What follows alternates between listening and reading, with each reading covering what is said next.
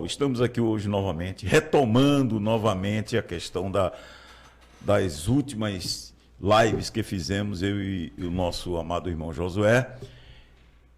E, de repente, a mídia agora, ontem, noticiou que um avião de um pastor muito conhecido da Igreja do Evangelho Quadrangular estava carregando uma quantidade enorme de drogas. Então a gente vê essa questão que a gente vem denunciando aqui acontecendo diariamente.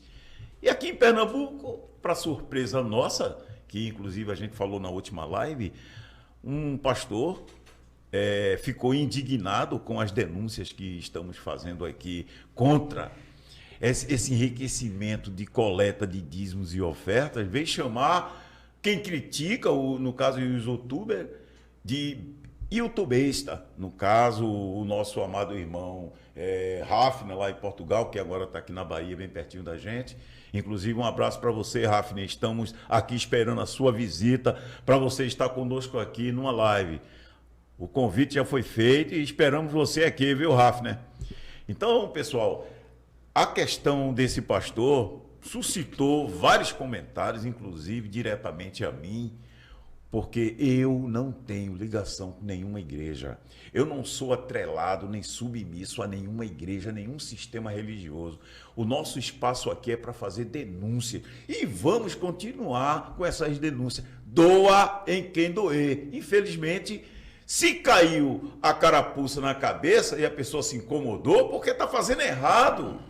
É aquelas pessoas que, depois das nossas denúncias, criaram suas próprias igrejas e estão seguindo o mesmo caminho daquele que ele agora está criticando, que é o pastor da Assembleia de Deus do Estado de Pernambuco.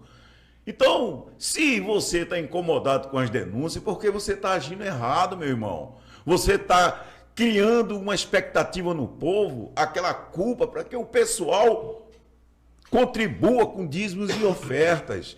E a gente vem criticando isso, vem criticando que essa coleta de dízimos e ofertas muitas vezes foge da finalidade, tá certo? Ultrapassa a finalidade e chega ao patamar de enriquecimento pessoal.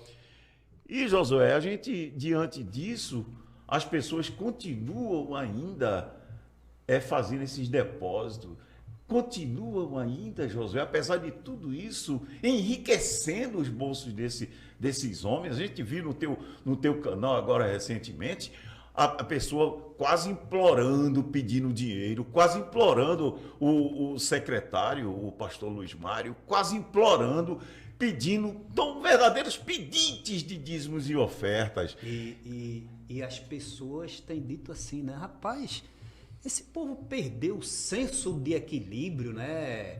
De ridículo, porque são cínicos. Tamanho o constrangimento das pessoas. E ontem, doutor Miguel, para minha surpresa, eu tirei, né? Botei um quadro na frente, mas eles colocaram um quadro agora acima do púlpito com o QR Code e com o Pix da igreja. Num banner bem grande. Que é isso? Nos cultos do Templo Central aqui em Pernambuco. Meu Deus, e outra coisa, Josué, esse rapaz, esse pastor, o Luiz Mário, ele tem um prédio que todos sabem, é público e notório, inclusive já juntamos a certidão de propriedade desse prédio, construído com a origem de que dinheiro, de que montante? Dos dízimos e ofertas. Então, olha, você está contribuindo para o enriquecimento pessoal desses pastores e também de suas famílias. Porque parece-me, Josué, que cada andar é para um filho dele. E você, como engenheiro, você forneceu equipamentos, se eu não me engano. Eu não sei se você forneceu equipamento ou não, Josué. Eu não sei. Mas se não foi você, foi outra pessoa que forneceu equipamento para que fosse construído. E eu posso dizer, certamente até pela qualidade do material, veio da Assembleia de Deus do Estado de Pernambuco, porque tem as cerâmicas, tem a mesma tonalidade, tem a mesma marca.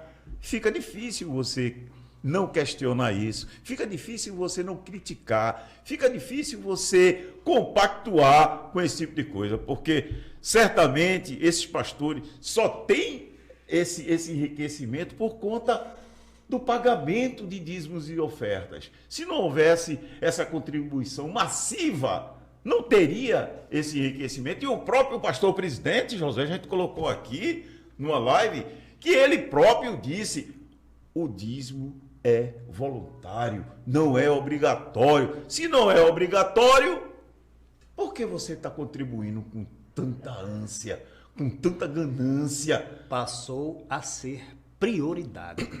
Nessa igreja, o que eu me admiro é que eles criaram, né, assim, um mantra para pedir, onde nessa petição para colaboração com esses dízimos e as ofertas, eles têm uma estratégia, doutor Miguel, que é fazer medo às pessoas, não é? Que você pode ser amaldiçoado, perder a saúde, perder o emprego, não é? Perder até a vida. Mas se você der, aí eu analisando ontem, eles ficam como que sejam senhor das bênçãos de Deus, porque dizem, se você fizer assim, aí eles garantem, Deus vai lhe abençoar. Então, é uma estratégia, duas estratégias, é pregar o medo nas pessoas e dizer que por causa disso Deus vai abençoar. É uma situação, triste. É triste como essa igreja que a gente viu nunca foi fundamentada em contribuições financeiras, pelo contrário, a tônica era ajudar do que se arrecadava, não sei se pouco ou muito, mas os necessitados. Agora não, se arrecada muito dinheiro e se diz que é para a obra, crescimento da obra. Só que a obra deles é diferente da de Jesus. No tempo, permite, meus irmãos, no tempo do pastor José Leôncio, que os irmãos conhecem muito bem, conheceram, né, o trabalho do pastor José Leôncio, as contribuições eram diretamente para ajudar a obra de Deus. Quando ele dizia, você vai contribuir, você está ajudando a obra de Deus. E, de fato, era uma realidade. Era uma verdadeira obra, né? Era obra, porque, vou dar exemplo de bairros como no Ibura. Então, as igrejas que arrecadavam dinheiro, elas assistiam às igrejas mais pobres. Não tinha essa coisa que é um escândalo quando você vê hoje, atualmente, um pastor coloca uma igreja e diz ela tem que se sustentar sozinha. Quer dizer, a igreja ela tem que ter arrecadação. Não se visa a igreja está sendo plantada ali para que vidas sejam alcançadas para o reino. Só uma observação, se sustentada sozinha, né? Mas toda a contribuição vai para o campo central, né? Mas aí a ideia principal da igreja hoje, quando um pastor, por exemplo, o gestor da IADB, do pastor da Assembleia de Deus, pastor Ailton, Luiz Mário, pastor Samuel, quando eles colocam a igreja no local, eles não visam o reino, as pessoas sendo transformadas. Eles querem saber quanto é que entra naquela igreja. Então, se ela pode se sustentar, pagar suas água, luz, aluguel, as obrigações do local, o restante tem que ir para o templo central. Se ela conseguir fazer isso, ela é uma igreja que é permanente, porque ela arrecada, se sustenta só e ainda manda dinheiro para ele comprar fazenda, comprar seus prédios, seus belos carros, fazer suas viagens para a Europa, visitar sua filha na Inglaterra, na Europa, nos Estados Unidos. Quer dizer, o dinheiro da igreja serve para que essa diretoria esbanje. O que eu quero dizer é que no tempo do pastor Leôncio, uma igreja, por exemplo, a igreja Mãe do Ibura, que era a igreja mais forte, lá na Zona Oeste, a igreja da Vila dos Contínuos, igreja de Areias, essa igreja, o dinheiro dela também ajudava as igrejas menores. Então, o que é que acontece? Lá em Porto de Galinha, tinha uma igreja lá, pequenininha. O aluguel era R$2.000, a despesa de R$3.000. Como não tinha arrecadação, não se pagava, o Ailton mandou fechar a igreja. Mandou fechar a igreja, os irmãos estão lá sem igreja, reclamando. Então, assim, se der dinheiro, lucro, ela permanece. Se não, não tá... Mas tinha gente lá se convertendo. Não tem interesse nas pessoas. Tem interesse no que as pessoas podem dar. Por isso que o doutor Luiz Miguel abordou essa questão do secretário com um prédio lá, com as mesmas características da igreja. Quer dizer, seu dinheiro que você está dando, contribuindo, não é para Deus. O pastor Ailton disse, é o juiz que dava para Deus. Quem dá o dízimo está entregando a Deus. Mas ele pega o seu dinheiro e coloca no bolso da diretoria. É assim que funciona, infelizmente. Pois não, Josué, você queria falar? Assim, né? Quando eles dizem para a obra antigamente, pegando uma deixa sua, era socorrer as pessoas necessitadas. Todas as igrejas locais sabiam o irmão que estava doente, o biscapeiro, não pôde ir trabalhar. Aquele que ficou desempregado tinha 1, 2, 3 filhos, mas eram pessoas honestas, cooperadores com a igreja. Então a igreja local se reunia e socorria as necessidades daqueles irmãos. Eu vivi isso.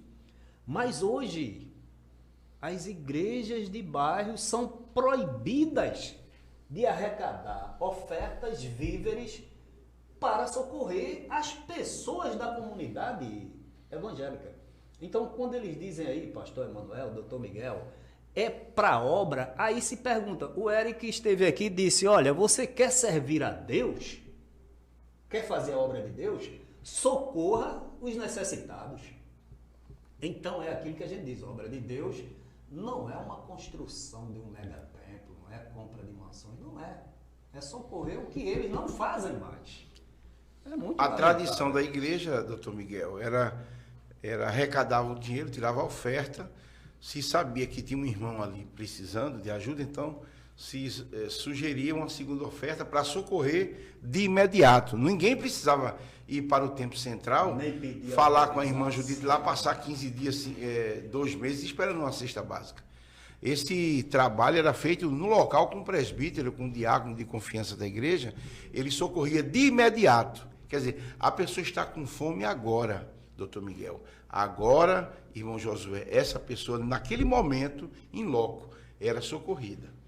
O que Ailton fez foi concentrar toda a contribuição no Templo Central. Imagine se o irmão não tem nem passagem, nem saúde para ir até a Cruz Cabugá, andando a pé para poder pegar uma cesta. E quando chegar lá, as irmãs da secretaria, com a irmã Judite, que fazia a triagem, perguntavam logo, por que o senhor não compra uma caixa de picolé? Que eu trabalhava lá e via muito isso.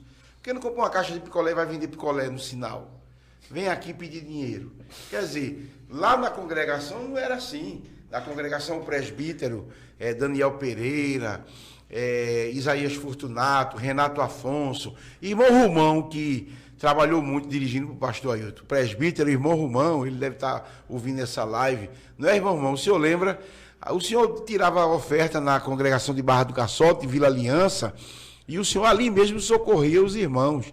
Mas depois que o pastor Ailton entrou, o senhor pegava o quê? Foi proibido de ajudar os irmãos.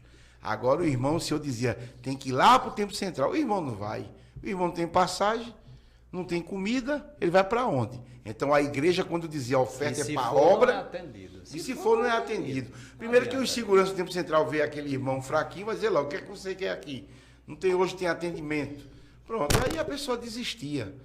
Obra, não tem nada de obra mais. Acabou isso, irmão. Não contribua não coloque dinheiro na salva da Igreja Assembleia de Deus, porque você está levando dinheiro para o pastor. Pegue um irmão aí local e dê a sua oferta. Ajude ele, compre comida, vá a um supermercado, vá numa feira, faça uma cesta abençoada e veja aquele irmão desempregado e está aqui, irmão. Vá numa farmácia, você está precisando de remédio? Compre o remédio daquele irmão. Está precisando de um botijão de gás? Vá lá e tome aqui. Vá comprar ali um botijão de gás. Assim, você estará fazendo a obra de Deus. Agora, mandando o Templo Central. Essa é a verdadeira obra. Claro, claro. Agora, Eles distorcem